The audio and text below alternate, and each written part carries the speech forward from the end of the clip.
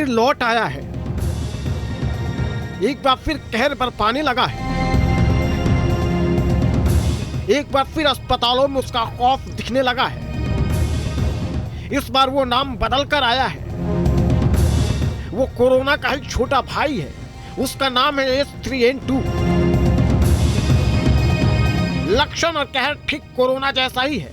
अब यह खतरनाक वायरस धीरे धीरे पूरे देश में अपना पैर फैलाने लगा है। अब यह ग्रुप में लोगों को अपना शिकार बना रहा है, उन्हें बीमार कर रहा है। H3N2 अब लोगों का दम घोंट रहा है। कर्नाटक में 82 साल के बुजुर्ग की मौत, हरियाणा में 56 साल के अधेड़ की मौत हो गई, महाराष्ट्र के पुणे में 2 लोगों की जान जा चुकी है। यानी अब लोगों की लापरवाही उन पर भारी पड़ने लगी है। देश में H3N2 के मरीजों में बेतहाशा बढ़ोतरी हुई है। दिल्ली में H3N2 वायरस के चपेट में आने से अभी तक किसी की जान तो नहीं गई है, लेकिन दिल्ली के अस्पतालों में बीते 20 दिनों से इन्फ्लुएंजा के मरीजों में 15% की बढ़ोतरी हुई है।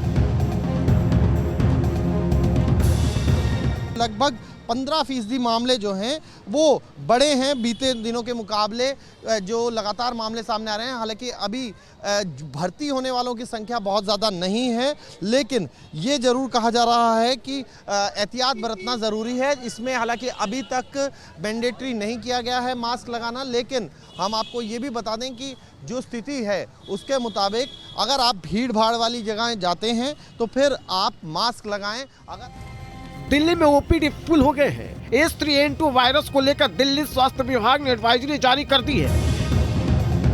60 साल से अधिक उम्र के लोगों को सावधान रहने की सलाह दी गई है। गंभीर बीमारी से जूझ रहे लोगों को सतर्क रहने की एडवाइजरी दी गई है। बेवजह भीड़ भाड़ में न जाने की बात कही गई है। खांसी जुकाम से पीड़ित लोगों को सार्वजनिक जगहों पर नहीं जाने की सलाह दी गई है। ये वायरस कोरोना की तरह ही लोगों को संक्रमित करता है, छूने से या छींकने से फैलता है।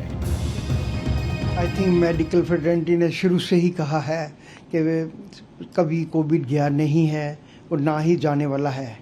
वी ऑलवेज न्यू कि कोविड कहीं ना कहीं एके टुके पेशेंट तो बीच में आते ही थे। अब सडनली जैसे ऐसे मैं बताऊं कि ये एक पेशेंट है, it can infect so many. 1 to 1 नहीं होता है, 1 से 2, 2 से 3, 4 ऐसे नहीं होंगे। 1 से 4, 4 से 16, 16 से 64 ऐसे बढ़ेंगे। डॉक्टरों के मुताबिक H3N2 वायरस कोरोना जैसा खतरनाक तो नहीं है, लेकिन अगर किसी को 2 या उससे अधिक बीमारियां हैं तो यह वायरस जानलेवा हो सकता है। और H3N2 के कहर को देखते हुए दिल्ली समेत देश के अस्पतालों में अलग से आइसोलेशन वार्ड बनाया जा रहा है। LNJP अस्पताल में 20 बेड का आइसोलेशन वार्ड बनाया गया है। लेडी हार्डिंग मेडिकल कॉलेज में भी 20 बेड का आइसोलेशन वार्ड बनाया गया है। यूपी में भी H3N2 के मरीजों के लिए जिला अस्पतालों में आइसोलेशन वार्ड बनाया जा रहा है। आगरा के SN मेडिकल कॉलेज में 65 बेड का आइसोलेशन वार्ड बनाया गया है। फेफड़े, हृदय, यकृत, गुर्दे से संबंधित कोई अन्य बीमारी से पीड़ित व्यक्ति और कोई लॉन्ग टर्म स्टीरॉयड किसी बीमारी का चल रहा ऐसे व्यक्ति, ये ज्यादा ससेप्टेबल है कि इनमें हो सकता है ये इन्फ्लुएंजा थोड़ा खराब रूप में शामिल है। दिल्ली में अभी तक H3N2 के एक भी मरीज सामने नहीं आए हैं, लेकिन साइबर सिटी गुरुग्राम में H3N2 के 3 सस्पेक्ट मरीज मिले हैं, जिसके बाद से दिल्ली NCR में अलर्ट जारी कर दिया गया है। हेल्थ मिनिस्ट्री ने और IMA ने भी इसके बारे में एडवाइजरी जारी कर रही है। इसमें जो पेशेंट होते हैं इनमें सिम्टम होते हैं कि 3 दिन तक हाई ग्रेड फीवर हो सकता है, उसके बाद 2-3 हफ्ते तक लंबी खांसी और साथ में कमज़ोरी, नाक बहना, इस तरह के एक सिम्टम होते हैं जिस तरह के कोविड में होते हैं। बस कोविड से फ़र्क ये है कि इसमें निमोनिया के चांसेस कम होते हैं और इन्फ्लुएंजा सिर्फ अपर रेस्पिरेटरी ट्रैक्ट तक ज़्यादा सीमित रहता है।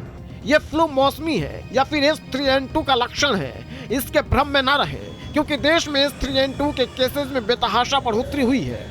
पुडुचेरी में 79 केस मिले हैं, ओडिशा में 59 केस मिले हैं, कर्नाटक में 26 मरीज मिले हैं, तमिलनाडु में 25 मरीज मिले हैं, गुजरात में 3 केस मिले हैं, महाराष्ट्र में 4 केस मिले हैं, हरियाणा में 3 नए मरीज मिले हैं। पुडुचेरी में एहतियात के तौर पर सभी स्कूल 16 से 26 मार्च तक बंद कर दिए गए हैं। तो सावधान हो जाइए, क्योंकि ये H3N2 वायरस आपको अपना शिकार बना सकता है। H3N2 वायरस की टेस्टिंग भी कोरोना की तरह ही RT-PCR टेस्ट से कर सकते हैं। Team news nation.